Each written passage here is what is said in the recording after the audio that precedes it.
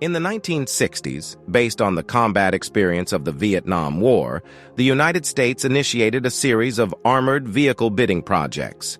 In the early 1970s, the military planned to carry out a large-scale overhaul and announce the bidding for armored vehicles. However, it did not specify whether the participants must be a tracked structure. Among the many participants in the competition, the XM series armored vehicles are undoubtedly the most distinctive. It did not adopt the traditional wheeled vehicle design, but instead used a rare articulated structure plus rear combat compartment. A total of 3 XM-806 vehicles were produced, with the first one being a pure experimental model. Its body consists of two parts, which are articulated in the middle through a seesaw-like structure, allowing them to rotate relative to each other by 30 degrees, meaning that when the vehicle turns left or right, it can achieve a maximum turning angle of 60 degrees, with a very small turning radius. Each part of the vehicle has two pairs of tires, and the front part of the vehicle body's wheel suspension is independent. Each part of the vehicle body is powered by a V8 diesel engine. The control room of the vehicle is in the rear part of the vehicle, and the driver is located in the front left of the rear part of the vehicle, with his visibility being slightly worse than that of conventional wheeled vehicles. The first experimental model of the XM-806 did not have armored protection, and the testing work was quite successful. Subsequently, a second vehicle was manufactured, which was equipped with protective armor and a 20mm cannon mounted above the rear compartment. The third vehicle, based on the previous one, added amphibious capabilities, allowing the vehicle to advance through a water jet. The XM-806 was developed based on the requirements of the U.S. Army for wheeled armored vehicles.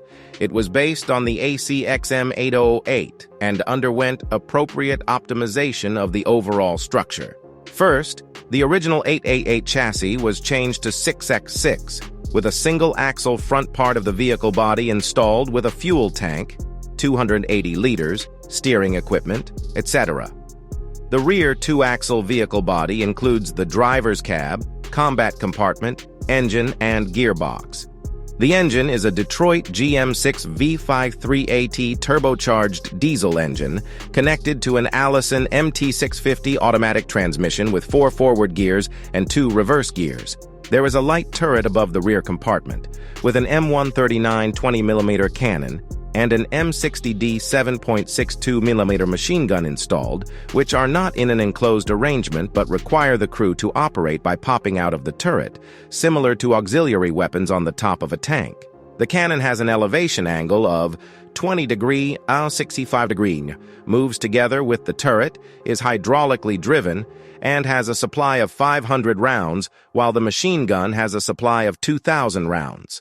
The gunner has an AN-GVS-3 laser rangefinder and optical sights, with a 3x magnification during the day and a 9x magnification at night. In addition, the vehicle is equipped with chemical contamination monitoring equipment, radioactive substance measurement instruments, ventilation equipment, and an internal communication system. The vehicle performed well in testing, reaching a speed of up to 100 kilometers per hour, with a wheel suspension that allows for a 30 cm adjustment and displaying excellent off-road performance. However, the test personnel also believed in the report that it was too extravagant as a reconnaissance vehicle, with firepower configurations too high, and its complex body structure also increased the cost of production and maintenance. Although it once received a $3 million trial production contract, the XM-806 still failed to enter service. Although articulated body structure vehicles have many advantages and are even more useful than tracked vehicles in some special terrains, such combat environments are still relatively rare, and most of the time, conventional vehicles are sufficient to meet mission requirements. Almost all articulated vehicles have a common problem, which is the high cost of production and maintenance. This flaw becomes a fatal blow to weapons that are widely equipped, making it difficult for the military to accept, unless it is a major weapon like the B-2 stealth bomber.